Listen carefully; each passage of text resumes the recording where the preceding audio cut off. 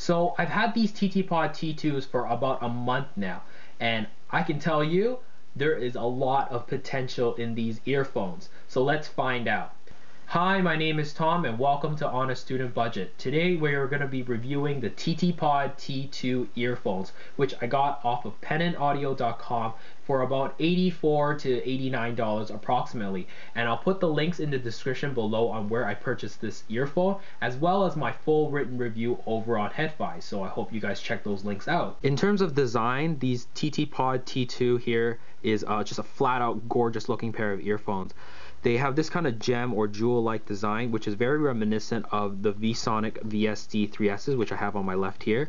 As you can see, they both share this kind of in-ear monitor kind of shape where you loop the earphones over, the cable over your ear, and you wear it like that. So as you can see, it is cut like jewels and gems, and I think it's just gorgeous. And it has a see-through kind of material, so you can see the two balance armatures here and the dynamic driver on the back here. Going into the build of these earphones, the T2s are made out of entirely plastic in terms of the housing, which feels alright. I think it's about average for the price that I paid for, which was about $84 to $89 on pennantaudio.com. So as you can see here, even the nozzle is made out of plastic, but the nozzle is rather thick and it doesn't feel like it's going to break anytime soon, so that's reassuring for its long-term longevity. And going into the strain relief here, as you can see, it's very nice aesthetically, but I think it's more kind of style over substance. It doesn't really do its job in terms of relieving strain, but the cable itself does feel very nice and feels very flexible as well, and has this kind of twisted design, which is very nice aesthetically. And going into the Y-shaped connector, you can see it's really compact, very nice, but again, it is lacking a bit of strain relief, which is consistent with the rest of the earphone. And the bottom half of this cable has this kind of braided-like cable. So it goes from twisted to braided, and it terminates in a straight angled jack, which is not my favorite. I would have preferred an L-shaped jack, but this jack does feel pretty nice overall, and this is entirely metal. But again, it is missing a little bit of strain relief here right at this connection. In terms of comfort, the T2s are, I would say, average in terms of comfort, and these also come with ear guides as well. And I didn't think it was actually necessary for me because the cable fit easily over my ears, and they never really flopped around when I was walking around with these earphones. From an isolation standpoint, as you can see, the T2s here have a number of ports. There's one here, and there's also one here as well. So as a result, the isolation I think is just slightly below average. However, with the simple application of very small pieces of Scotch tape, once you cover up these vents, the isolation increases dramatically, and I was able to use this very easily on my subway commute to and from school. In terms of sound, if I had to describe the T2s in one word, it would be unique. And that's because these earphones can actually be tuned to fit a wide variety of different sound signatures because of the number of vents on these earphones.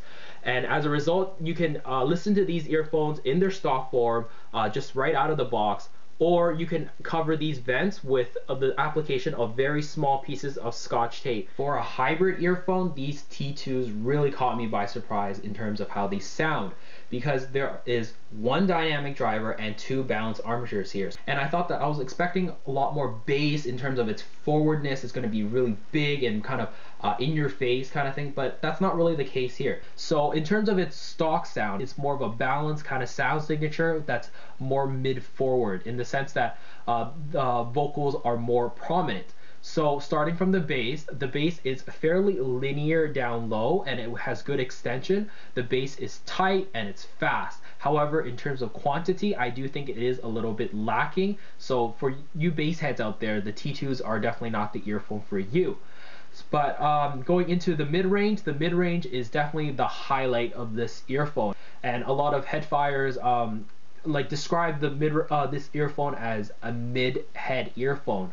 But I think a better description for this T2 is calling it a vocal head earphone, because vocals in particularly are more forward in the mix. Vocals have more of an intimate kind of a warmer, a more inviting kind of listening experience.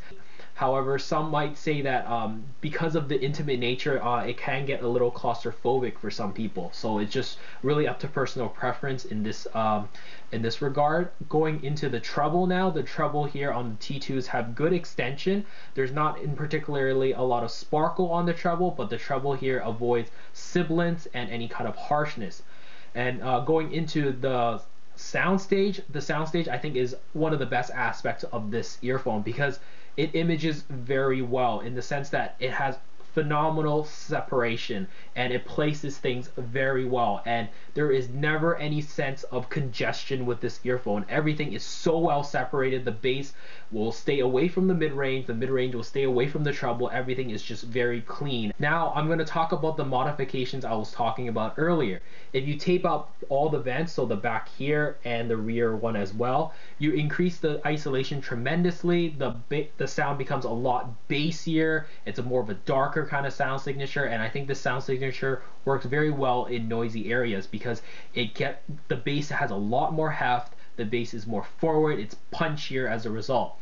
Now the second modification you could do is to tape up only the one vent over here, and if you tape up that vent, the bass still gets that heft, but the treble is not as reduced.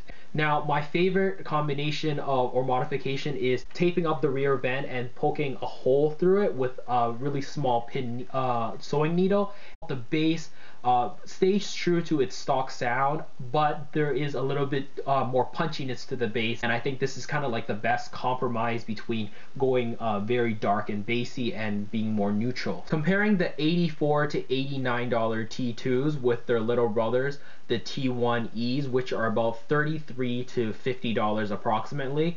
The T1Es definitely have more wow factor in terms of the overall sound signature. It's more V-shaped, as in there's more bass and there's more treble, but there is a scoop in the mid-range. So the T1s I think have a wider appeal as a whole. The bass has more weight, it's more emphasized, it's punchier, and the treble is crisper, and it's a little bit more exciting to listen to out of the two earphones. However, my biggest distraction from the T1Es is because of the mid-range. The mid-range was pretty scooped out for me, and I think that the vocals sounded unnatural and a little bit too thin, and it sounded coarse sounding. The T2s on the other hand have more of a warmer vocals. The vocals are more forward, it's more of an intimate, it's more inviting to listen to. Then the treble here is a little bit it's more extended and it's more laid back, so as a result the T2s are just an easier kind of listening experience as a whole. Comparing the T2s with the $99 Hi-Fi Man RE400, which you can actually get for about $79 approximately right now. So they both have more of a balanced kind of sound signature as a whole. So the RE400s definitely are bassier, it's punchier.